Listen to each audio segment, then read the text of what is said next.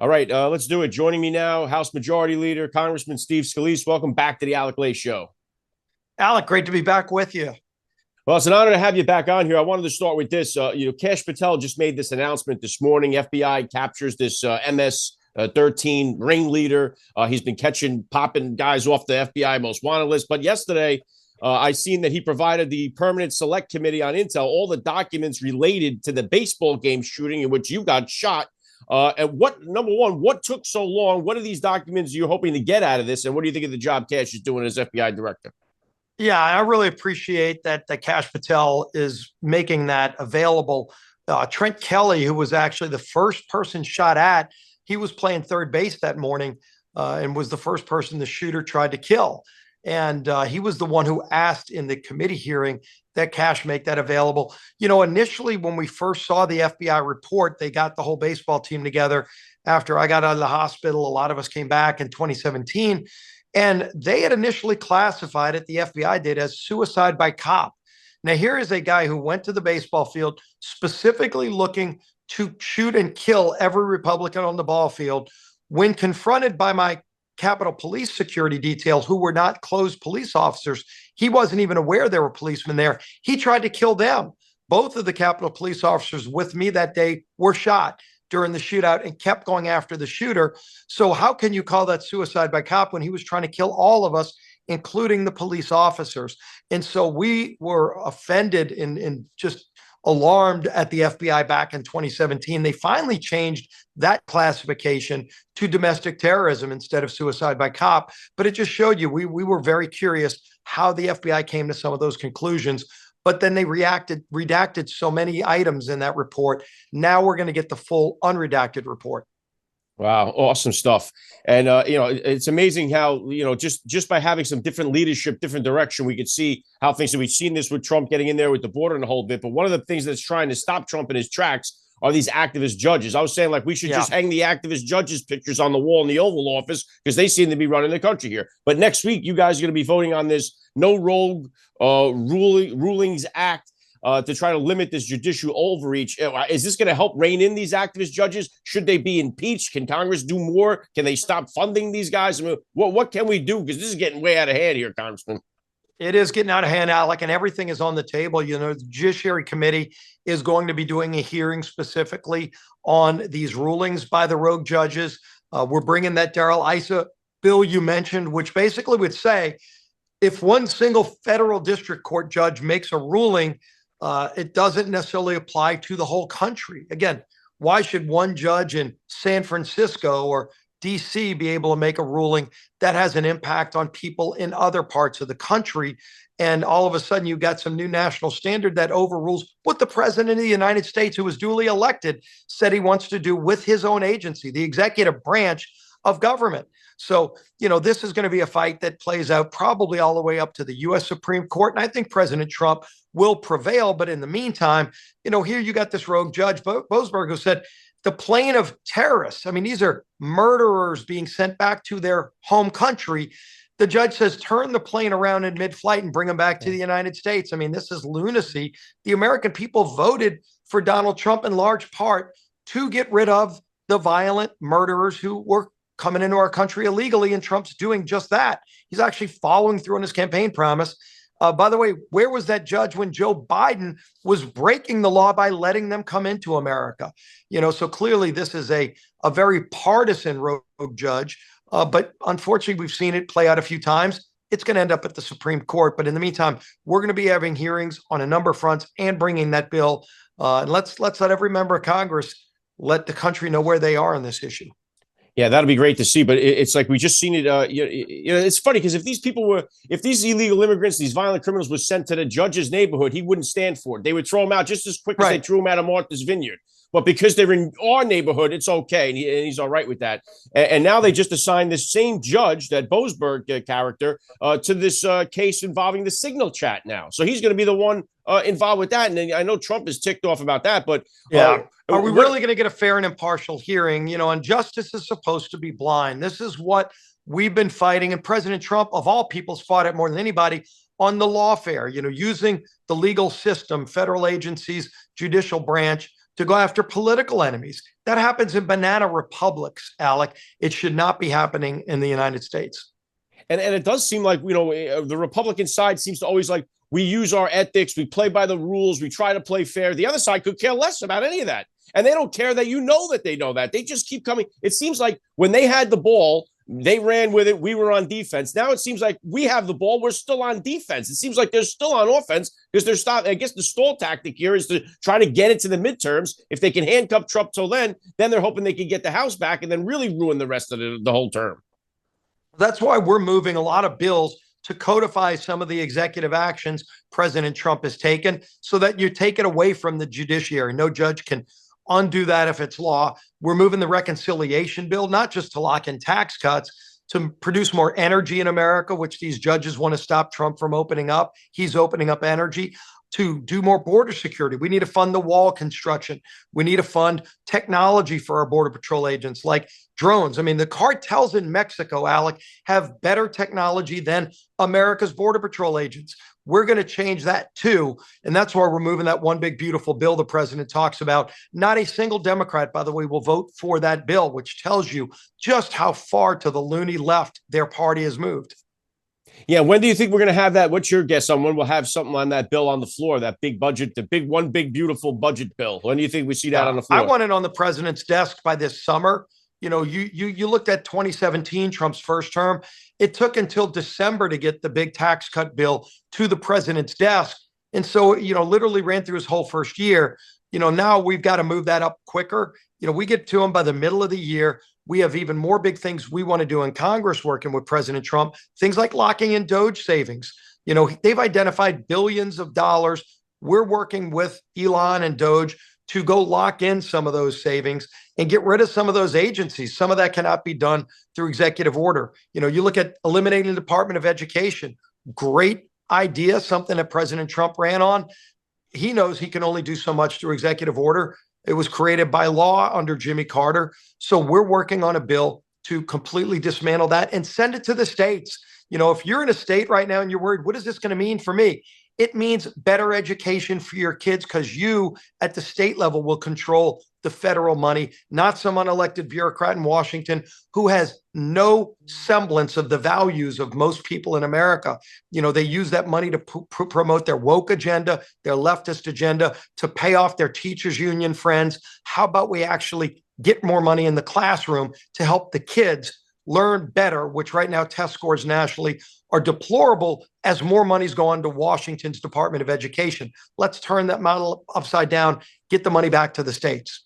Yeah, the money's gone up. The test scores have gone down. We've seen it play out over the years. And one of the things I would love to see them do is get, the shop class back in so many of these schools, because right now, Leader, we have all these manufacturing jobs that are coming back to the United States. We've already got a plethora of these manufacturing, skilled labor, trade labor jobs available that kids today or young men today or young women today are not fulfilling. And so now we're going to have a ton more of them. And it's going to explode this gap between all these jobs available. I'm a mechanic myself on the railroad for the last 25 years. And it's like you see where you have trouble bringing in people to do these jobs the way that they used to. So what's your take on this kind of skills gap that we're going to have that's going to increase with all these manufacturing jobs coming?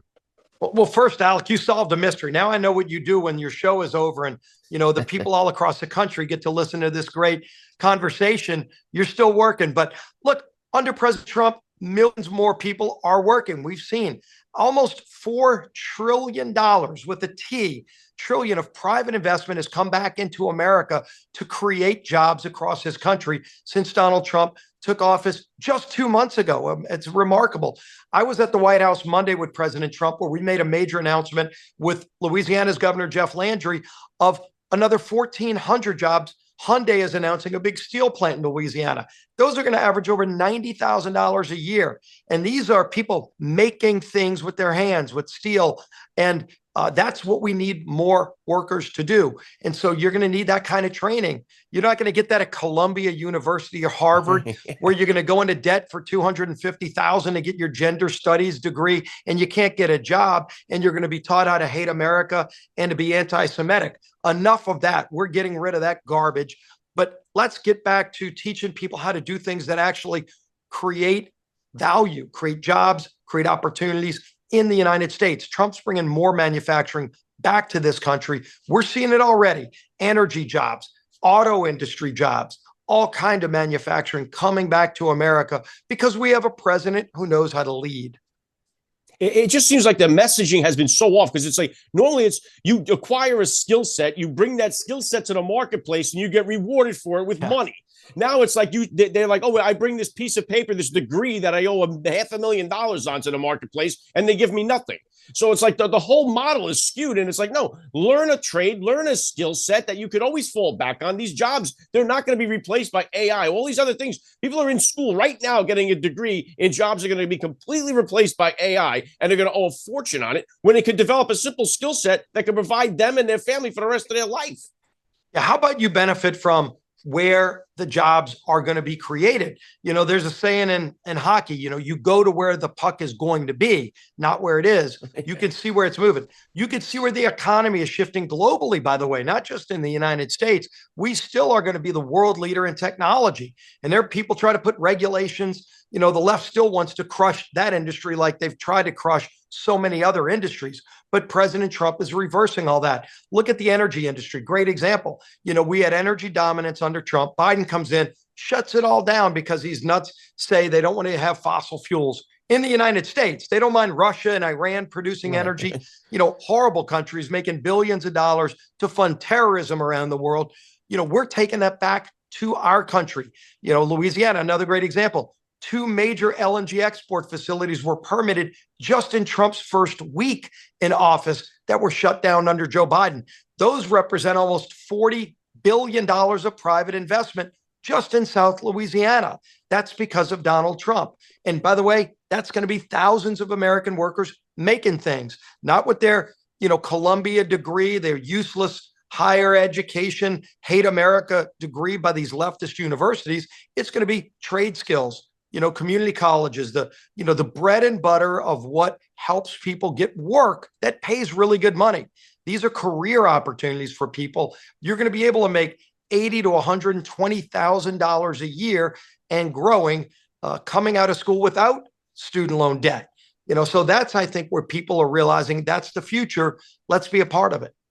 And it's funny too, leader, that you have all these people with the student loan debt. The only judges that tried to stop Biden from anything was to try to stop him from doing the student loan debt. And he says, "Oh no, I'm not even going to listen to you guys." And the media was like, "Oh, legend." You know, it's like it's the whole thing's out of whack. I know I'm running up against the time. I wanted to get your take on the whole Jasmine Crockett, because you got a congressman in there that just calls the Governor Abbott, who's in a wheelchair, calls him Hot Wheels. She tries to say that the comment was talking about him getting rid of illegal aliens, but then we pull up the posts from her Facebook account back in 2021 where she's either referring to him or liking comments about him being called Hot Wheels, and so she's caught with lying. Is there any repercussions for her going on? I mean, anything going to happen as a result of this?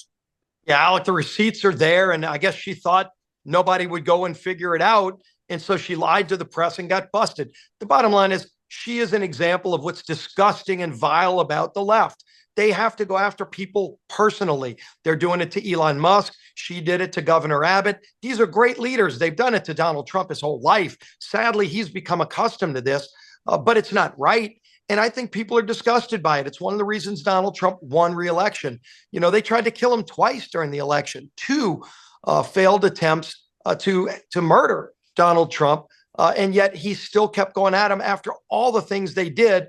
But Jasmine Crockett's just another example of where their party's gone. They're a rudderless ship. But this is the new leadership. Everybody's saying, who are the leaders of the Democrat Party? I'll tell you who it is, Alec. It's Jasmine Crockett, it's AOC, and it's Bernie Sanders. And why won't Hakeem Jeffries or Chuck Schumer? There's no camera they've ever seen that they don't want to run in front of. Why aren't they going and denouncing what she said? She literally made fun of a disabled person over their disability. And by the way, ironically, she did it at the Human Rights Commission. And not only was she laughing, you saw it, the people in the audience at the Human Rights Commission were laughing over a member of Congress mocking someone with disabilities. I think that says a lot about them, and the press won't even touch that. But why aren't Democrat leaders up here denouncing what she said like you and I are denouncing it? It's because they are the new leaders of the party, and they're scared to attack their own leaders when they say vile and disgusting things like that. But it shows you who they are. And the media, they made up the entire thing about Trump making fun of a disabled person, a handicapped person, which was all never did. Right, never did. The whole thing was busted open. We fact checked. We now know the truth, but the media didn't care. There's still people today. I still get comments in the section saying, "Oh, Trump mocked the disabled person." People still believe that lie that the media created back then, and you don't see anything. None of the media comes out to blast those reports. When you remember the Nazi salute with Elon, and now Crockett did one of those things. Right, we have the same thing. Where's that? But I mean, everybody sees through. Normal America sees through the lunacy and hypocrisy of the left. They say we got to save the planet, so drive an EV, except now they hate Elon, so they send a Molotov cocktail to light on fire and put toxins in the air over what's the carbon footprint of a Molotov cocktailed EV. They don't want to talk about that, but as long as they hate us and Trump, they can do anything they want. People are sick of it. Yeah, I'm in here in Jersey. We can't even use a shopping bag when we go to the grocery store because we're saving the planet, but they're throwing bombs through Teslas and whatever. So, right. And now they're going to jail, by the way. Yes. Yeah, that's the key. And hopefully they do. Because otherwise going to put them all in jail. That's the last thing I wanted to get a comment on was, you talk about the Democrat leadership not coming out and condemning, Jasmine Crockett comments. They're not coming out and condemning the violence against Tesla. Right. Some of these people, they may have voted for Kamala Harris. They may have voted for Biden. You don't know who owns the Tesla. Many Democrats and liberals went out and bought EVs, and now they're getting their cars keyed. People are throwing garbage on them and they're bombing these cars. And so nobody from the Democrat Party is coming out and saying, hey, guys, stop the violence. Yeah, go in your backyard and light your own car on fire. But it's illegal. Forget about whether it's right or wrong. It's illegal to go and light somebody else's car on fire. It's arson. It's domestic terrorism. And Pam Bondi has gone after them, as she should. And once you see people going to federal prison, this isn't your county lockup. They're going to go to federal prison, and hopefully they're sent a bill. I mean, Biden was spending $1 billion a charging station to build government-run charging stations, which shows you how inefficient that is. It's why we need Doge, by the way. But I mean, they're lighting on fire the charging stations that cost hundreds of thousands, if not millions of dollars. Send them the bill for that. And all of a sudden, where are they going to be when they start realizing there's a consequence to your illegal actions? Yeah, well said. We're all sick and tired of watching it. So what else you got? Any last comment? Take me away here. What are you guys working on this week, next week? Anything else coming up here? Look, Alec, I think one of the things you're seeing right now is something that's rare in Washington. It's like finding a blue dog in Washington. They just don't exist. We are seeing unity amongst Republicans, seeing us stick together on that CR vote that President Trump wanted. Chuck Schumer went nuts. He didn't know what to do. He was going to shut the government down. Then he finally voted for it. And the left is destroying Chuck Schumer. And so it just shows you, because we've got a strong leader in Donald Trump, when we stick together, we can accomplish anything, and we've got bigger things ahead. We've only been here 2 months with Donald Trump. There's even more great things to come. Yeah, well said. House Majority Leader Steve Scalise, always an honor. I'd love to have you on again down the line. Thanks for giving me a few minutes of your time today on the Alec Lace Show. Look forward to it, Alec.